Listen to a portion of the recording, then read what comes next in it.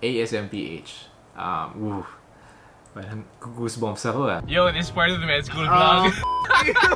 So we spent the last hour going around Rockwell Business Center in Medical City trying to look for parking. So wala talagang mahanap na parking. So now we're back in Med City. I better get in Ateneo.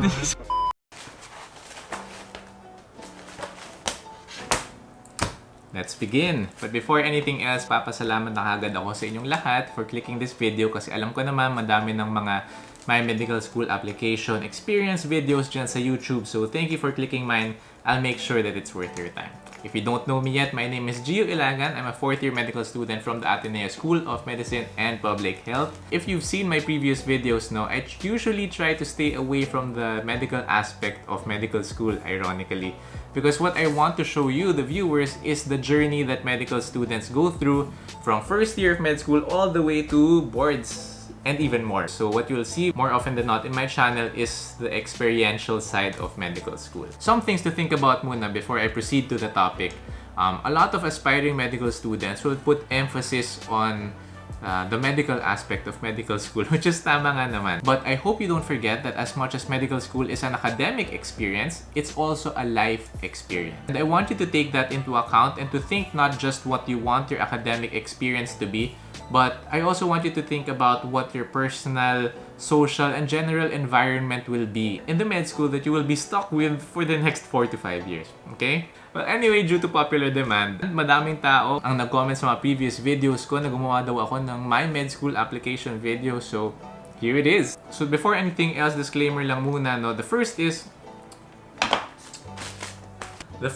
I'm coming from the point of view of someone who took college here in the Philippines. I graduated college from Ateneo de Manila University back in 2017, BS Psychology. So, batch 2017 ako. Number 2, yung knowledge ko about these med school applications is coming from my knowledge back in 2016 nung nag-apply ako sa mga med school. I don't think naman a lot has changed in the past 4 years. So, siguro naman relevant pa yung mga sasabihin ko sa inyo. Third, remember that this was before the pandemic happened, so I have no idea how online applications will be going right now. Kasi before, yung mga application process, madaming mga physical interaction na kailangan. Okay? Good. Let's start. So thinking from the perspective of a college student, which you probably are, the person watching this video, siguro iniisip mo, the more med schools you apply to, the higher chances of winning, the higher likelihood na ma-accept ka sa isang med school.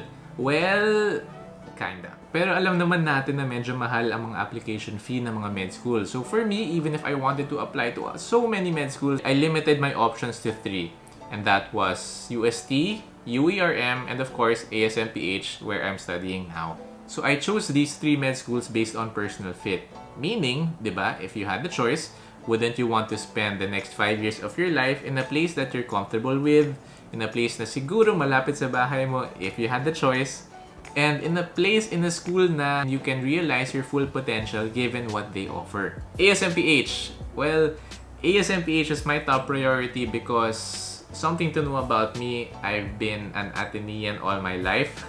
So ever since I was 6 years old, grade school, high school, college, tapos ngayon med school na, Atenean ako. So that was part of the reason why I wanted to go to Ateneo, among other things naman. Ateneo, UST, and UERM. So hindi ko sila ni-rank as number 2 or number 3, parang pareho lang silang number 2 sa akin. Same distance from my house, same appeal ng education, the way I looked at it. Sa UST kasi marami sa mga family members ko na doctors, dun sila nag-graduate. So that's part of the reason why I chose UST, to keep the family tradition alive, diba? Ganon. For UERM naman, marami kasi sa mga upperclassmen friends ko pumunta sa UERM. Plus, yung favorite prof ko nung college, nag-graduate din siya ng med school in UERM. So, plus point for that. Hindi ko na iwa one by one yung mga requirements per school, but I will put the links to their application requirements in the description below, so check that out na lang. If you're wondering if makaka-apply ka sa med school even if hindi naman science-related yung undergrad mo, like accounting, math, philosophy, it's okay. I have batchmates who graduated from those courses, so highly possible na makapasok ka pa rin. Yung important lang talaga is ma-fulfill mo yung number of units required. And again, you can see those in the school's own website na lang. Okay, let's make this fun. I'll share one unique experience I had during the application process from UST, UERM, and ASMPH that the other schools didn't have. Okay, so let's begin with UST. Walang interview. As in, walang interview. Pumunta ako ng Espanya, naka-long sleeves, naka-black tie, naka-black pants. Just to look presentable, all I did, I submitted my requirements lang. Ito, sa mga taga-UST, alam niyo to, pumasok ako ng main building, dun sa stairs, umakit ako ng stairs, kaliwa, kanan, diretso. Yung dulong kwarto dun sa medyo gilid, dun ako nag-submit ng mga requirements. Okay, so I just realized while editing this video, mali pala yung sinabi ko kasi I went to the main building to visit the registrar. I actually submitted my med school application requirements in the Tan Yan Key Student Center behind the main building. Okay, back to the video. Oh, tas meron pa palang isa. Yung UST lang yung nag-require ng photocopy ng diploma ng parent, sibling, or kahit sino mang family member na nag-graduate sa UST before. So ako, like what I said kanina, a lot of the doctors from my family graduated from UST. So, na-fulfill ko yung add-on requirement na yon. Oh, and one last thing. Yung UST lang yung nag-require na mag-submit ng Certificate of Good Moral Character from your parish office. So, pumunta pa ako ng parish office namin para kumuha ng Certificate of Good Moral Character. And kasama na yun sa application process ko for UST. Next, UERM. What can I say about it? What was special? The interview. The interview was very, very pleasant. So sa mga nakakita na ng UERM sa labas, it's along Aurora Boulevard. The school is in one side of the street and the hospital is on another. So when you submit your med school application requirements, you go to the school. But when you do the interview, well, at least for me, I don't know if other people had the same experience, I had to cross to the hospital kasi yung interview ko was gonna be conducted in a clinic of a doctor during her clinic hours. So naalala ko pa while waiting for my interview, nandun ako sa labas ng doctor's clinic. So, naghihintay. Parang nakapila lang kasama ng mga ibang pasyente. Pero yung nakakatawa doon, ako lang yung lalaki. Lahat ng ibang pasyente, babae. Why? Because the doctor was an OB. So, hindi naman ako magpapacheck up. They were like, I'm here for an interview. Not a check-up. Just to be clear. Pero parang ano na lang yun. Parang, hindi po. Med school interview po ako. Opo. Kay doc po. Opo. Kaya po ako nandito. Parang ganun. No? Fun. So for the interview itself, she was very, very kind. She just asked me why I wanted to apply to their school. And hypothetically, if nakapasok ako sa lahat ng schools na in-applyan ko, saan ko daw i-rank yung school nila in terms of my priorities? So I had to answer that very honestly. So I really enjoyed it. It was a very light-hearted, nice conversation lang. Tapos in the end, diba, they'll ask you, parang, oh, do you have any questions for me? Ganito, ganyan. At the back of your mind, iisipin mo parang, oy, trick question yan, di ba? Dapat di mo yun sasagutin. Sabihin mo lang, no po, no questions po for you, thank you. Pero kasi ang ganda ng flow ng usapan namin, so I ended up asking her the same stuff that she asked me. So why UERM? Why did you choose this path in medicine? Why OB po? Ganon. So, in the end, it was very chill, di ba? At least my experience of it. It was very nice. It was very pleasant. Comparing UST and UERM, no, parang yung UST, very straight to the point siya. Parang ito yung, bigay mo lang sa akin yung application requirements, tapos in a few months, ipopost namin sa website namin kung pasok ka o hindi. Ganun lang. Sa UERM, parang it was very free-flowing. Well, at least the interview. Okay, ito na. ASMPH. Parang goosebumps ako kasi hindi naman kasi traumatizing, but I suddenly remembered how much I badly wanted to get into this school. So, I wanted my application process to be flawless and perfect. Para walang mali, makapasok ako sa ASMPH kasi yun yung dream school ko. I remember I didn't want to screw anything up. I didn't want to miss any deadlines. So a lot of the pressure actually came from within. So the most unique thing about the ASMPH application process was walang parking. No, I mean joke lang, pero seriously, walang parking. It's along Ortigas Avenue, busy road, busy area, limited space. So, yes, yung school mismo may parking, but that's for the students, that's for the faculty, the admin. So, if you're not any of those, wala kang parking. Pwede ka naman mag-park sa pay parking sa labas, pero 7 AM pa lang puno na yun. Or you can park in TMC, the Medical City, But if you don't have any business there, parang if hindi ka pumunta doon kasi magpapakonsulta ka sa doctor, so parang kung ginamit mo lang yung parking, medyo mahal yung parking fee. Yo, this is part of the med school vlog. So we spent the last hour going around Rockwell Business Center in Medical City trying to look for parking. So wala talagang mahanap na parking. So now we're back in Med City. You better get in Ateneo. Wala na, he's just gonna pay the 300 for it. Ganun talaga. First time I actually visited ASMPH, nag-park ako sa Metro Walk. Metro Walk is around 1.5 kilometers away, ganun. So naglakad pa ako papuntang school. But that was my first time. I didn't know. But okay, seriously, among the 3 schools that I applied to, ASMPH was the most extra when it came to the application requirements. They made me write an essay on the... I can't tell you, but I'm tempted to tell you because it's the same topic anyway and they don't change it, so might as well tell you, but I won't.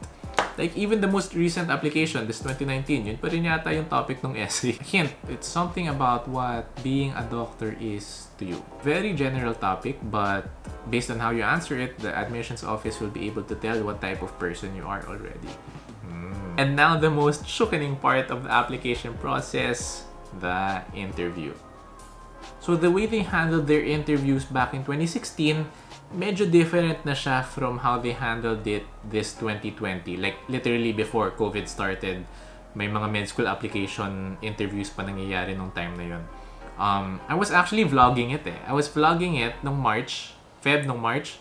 Pero nahuli ako ng isang tao, taga-admin, sabi niya bawal ka daw i-vlog, so hindi ko mapapakita dito yung video. But that means since iba na yung interview process ngayon, I can talk to you about my experience back in 2016. So let's go. But because I want you guys to experience it fully, then I won't say too much about it, so no spoilers.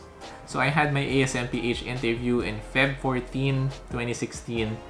Yes, that was Valentine's Day. I wore the same thing to my UERM interview and to my UST trip. So, white long sleeves, black tie, black pants, leather shoes. So, a couple of weeks before that, they sent me an email telling me what my interview schedule was and that I should be there 15 minutes before my interview. But because it was Valentine's Day, I guess, parang konti lang yung mga interviewee. So, dalawa lang yata kami naghihintay dun sa waiting area. But the wait was really just 15 minutes long for me. After 15 minutes, someone went out the room, called me in to go inside the interview room, and I went in, and this is what it was like. So the room, when I entered the room, it was empty. Except for a chair for me in the middle of the room. Then there was a table all the way on the other side of the room. And behind that table was not 1 chair, was not 2 chairs, but there were 3 chairs for 3 doctors to interview me. Kulang na lang parang spotlight dun sa taas ko, di ba? Parang, tapos nakatali ako, tapos parang, parang interrogation room na. But, medyo dramatic yung kwento, but no kidding, that was what it was really like. So, they asked me to sit down, and then they introduced themselves, and then they asked me to introduce myself, and so I said, "Hi, I'm Gio Ilagan, BS Psychology student from Ateneo de Manila. Thank you for taking the time to interview me, and Happy Valentine's Day." Now, back then, I didn't know any of those doctors. So they were super scary to me. Intimidating, naka-white coat, straight face, diba? There was the good cop, there was the bad cop, and because tatlo sila, there was a neutral cop. Like, how did that happen? But now, after 3 years of getting to know them, sobra nilang sabaw. As in, they're really good people. They're not scary at all. So easy to relate to. Yeah. So generally, schools conduct interviews with applicants not just because they want to see them in person, but they want to see how that applicant answers questions, situations that are thrown at them. The questions they asked me during my ASMPH interview were very general, although some were situational. But like the essay, no, the way you answer it will dictate what type of person you are, what you prioritize in life, what you value in life, and all of those things matter. Hindi ko naman sinasabi sa inyo na mag-practice to come up with like the most perfect answers. No, it's not that. What I'm telling you is that during the interview, you should strive to be genuine. They'll know if you say something you don't believe in, so be genuine. Most especially because the career that you are trying to pursue is something that is very honest, something that is very genuine, something that is very noble. And they want to see if you have those characteristics even before you start your medical school journey. If you're nervous, be nervous. If you wanna cry, cry. If you wanna laugh, laugh. But at the same time, you need to have that confidence that will make you finish your interview strong. Again, confidence is a trait that doctors should have because they literally make life-changing decisions and they should be confident with those decisions that they make. But then again, confidence takes time.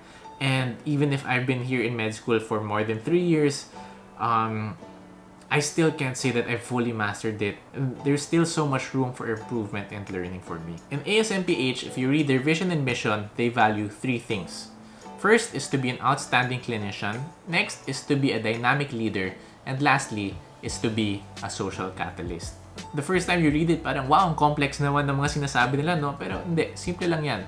All they're trying to say is they just want their graduates to be more than just doctors. They basically dream for their graduates to become well-rounded doctors in every way possible. Kasama na dun yung sa public health and yung sa hospital administration. So how do you prove to them that you have what it takes even if you're just in college? Well, just like what I said, it would be helpful if you showed them if you were well-rounded. Hindi naman yung parang dapat guwapo, dapat athletic, dapat matalino, no? Hindi ganun. There are many other ways to become well-rounded and it's not limited to that stereotype. First, kailangan mo ng good grades, diba? Because as much as we don't want our grades to define who we are, the grades are still an objective way to determine our performance in school. Next, if you're involved in a lot of org work, if you have a lot of extracurricular activities, if you have a sports team in college or in high school, basically anything non-academic, ASMPH will value that almost as equally as your academic standing. Lastly, if you have talents, if you dance, if you sing, if you are part of a church group, an NGO, huwag ka nang mahiya isama yun sa application mo kasi they show a glimpse of who you are really as a person. It shows your personal human side, di ba? If you know how to balance your time between your academics, your studies, Netflix, personal life, friends, kahit ano, pag na-balance mo yun, yun yung gusto nila. And remember, it's a blessing to be smart. It really is. But it's a gift to be well-rounded.